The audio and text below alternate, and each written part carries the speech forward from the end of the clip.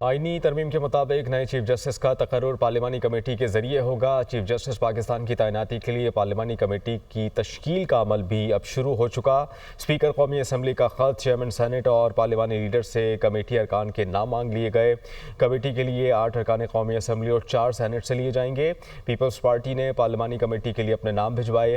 राजा Parvez Ashraf, Farooq H Naik और सैयद नवीद कमर के नाम भिजवाए गए। पार्लिमानी कमेटी की तश्कील होते ही वजारत कानून से 3 सीनियर जजेस का पैनल तलब किया जाएगा।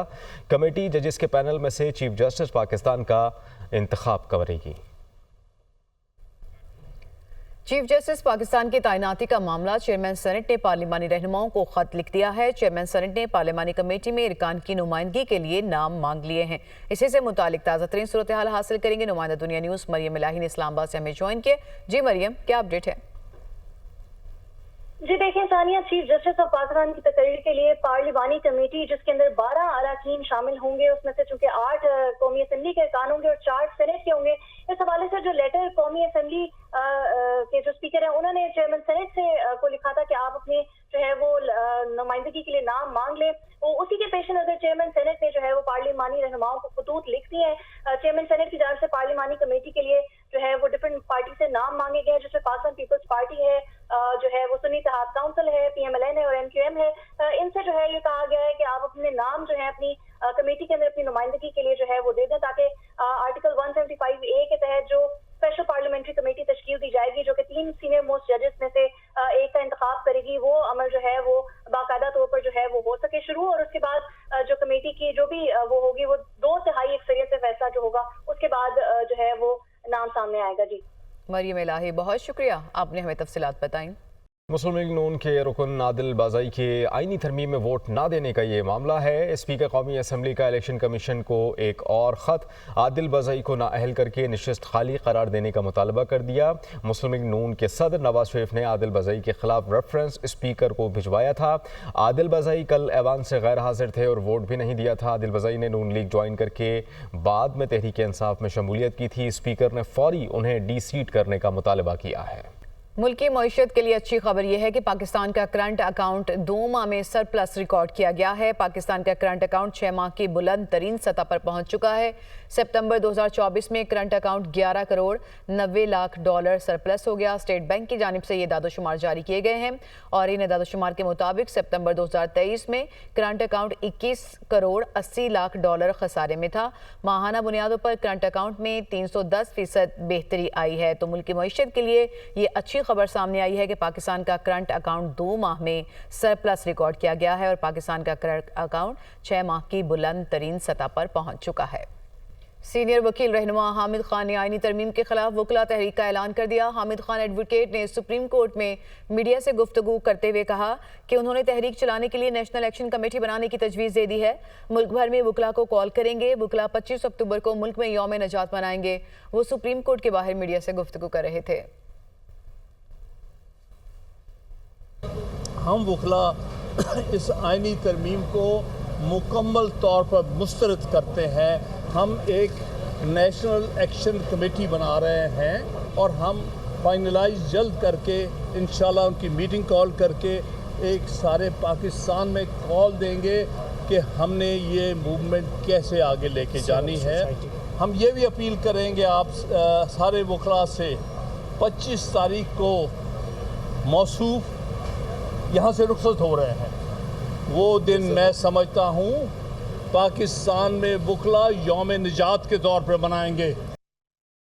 अमीर जमात इस्लामी पाकिस्तान हाफिज नईमुर रहमान ने कहा कि आईनी तरमीम का मामला पार्टी नहीं मुल्क कौम का है। आप मजीद कब्जा करके इंसाफ को यरगमाल बना लेंगे।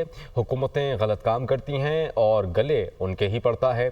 हम कानूनी नज़रसानी पर गौर कर रहे हैं। हम एहतजाज और वकला से मशवरा करके अदालती कार्रवाई का कदम उठाएंगे। वो इस्लामाबाद में न्यूज़ कॉन्फ्रेंस कर रहे थे।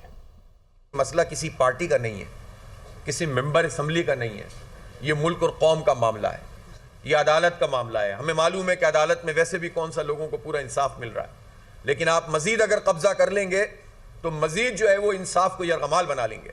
और ये काम किया है हुकूमत ने। वो अलग बात है कि हुकूमतें एक काम करती हैं और फिर गले उनके ही पड़ता है, लेकिन अभी ये मसला नहीं है। अभी तो ये है कि आपने गलत काम किया और उसको गलत कहा जाएगा और उसके खिलाफ जो भी एहतजाज हो सकता है और अदालती कार्रवाई हो सकती है, वो इंशाअल्लाह ताला हम मशवरा करके अपने वकला से कोई कदम उठाएंगे। मौलाना फजल रहमान ने JUI के सेनेटर्स और अरकान कौमी असम्बली को आज इशाइये पर मदऊ कर लिया। इशाइया सेनेटर कामरान मुर्तज़ा के एजाज़ में दिया जाएगा। इशाइये का मकसद 26वीं आईनी तरमीम की तैयारी में सेनेटर कामरान मुर्तज़ा की खिदमात का एतराफ़ है। मुफ्ती तकी उस्मानी भी इशाइये में खुसूसी दावत पर शिरकत करेंगे। आगे बढ़ेंगे। अडियाला जेल में कैदियों से मुलाकातों पर पाबंदी में मजीद तौसी कर दी गई। जेल मुलाकातों पर पाबंदी ता हुक्म सानी रहेगी। अडियाला जेल में मुलाकातों पर पाबंदी का फैसला सिक्योरिटी खदशात के बायस किया गया। सिक्योरिटी खदशात के बायस जेल में मुलाकातों पर पाबंदी ता हुक्म सानी रहेगी। सुप्रीम कोर्ट ने PTI इंट्रा पार्टी इलेक्शन फैसले के खिलाफ दायर नज़रसानी दरख्वास्त को खारिज कर दिया। दौरान समाअत चीफ जस्टिस काजी फाइज़ ईसा ने रिमार्क्स में कहा कि हमें नहीं मालूम कि किसी तरमीम का हमारे सामने कुछ नहीं है, हमें ना बताएं कि हम क्या सुन सकते हैं और क्या नहीं। मज़ीद तफसील इस रिपोर्ट में जानिए। इंट्रा पार्टी केस PTI वकील का चीफ जस्टिस पाकिस्तान पर मुतस्सिब होने का इल्ज़ाम, लार्जर बेंच बनाने की इस्तदाद, 26वीं आईनी तरमीम का भी तज़किरा। चीफ जस्टिस काजी फाइज़ ईसा की सरबराही में 3 रुकनी बेंच ने PTI की इंट्रा पार्टी इलेक्शन फैसला के खिलाफ अपील पर समाअत की। PTI के वकील हामिद खान ने कहा कि वो दलाइल नहीं दे सकते। लार्जर बेंच बनाया जाए। चीफ जस्टिस ने रिमार्क्स दिए कि केस में गौहर अली खान, नियाजुल्लाह नियाजी, अली जफर भी थे। इनमें से कोई दलाइल देना चाहता है तो दे सकता है। 13 जनवरी को फैसला आया, 8 फरवरी को इलेक्शन थे। आपने पार्टी इंतखाबात दोबारा क्यों ना करवाए? इलेक्शन कमीशन से इंतखाबात तक का वक्त ले सकते थे।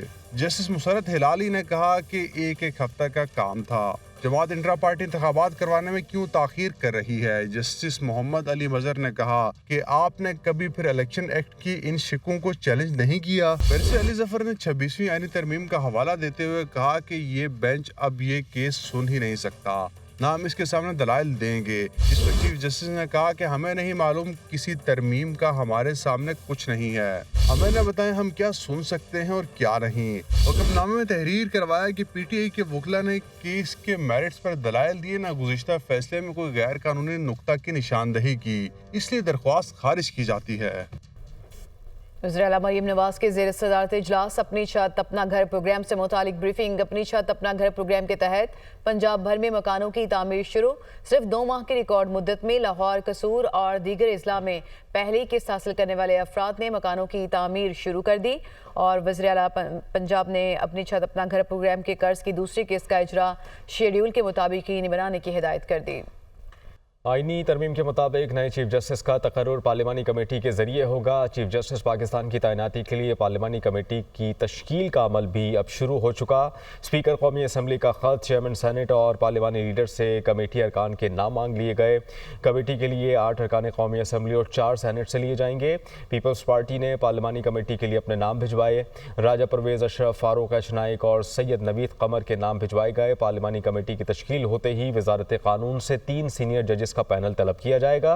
कमेटी जजेस के पैनल में से चीफ जस्टिस पाकिस्तान का इंतखाब करेगी।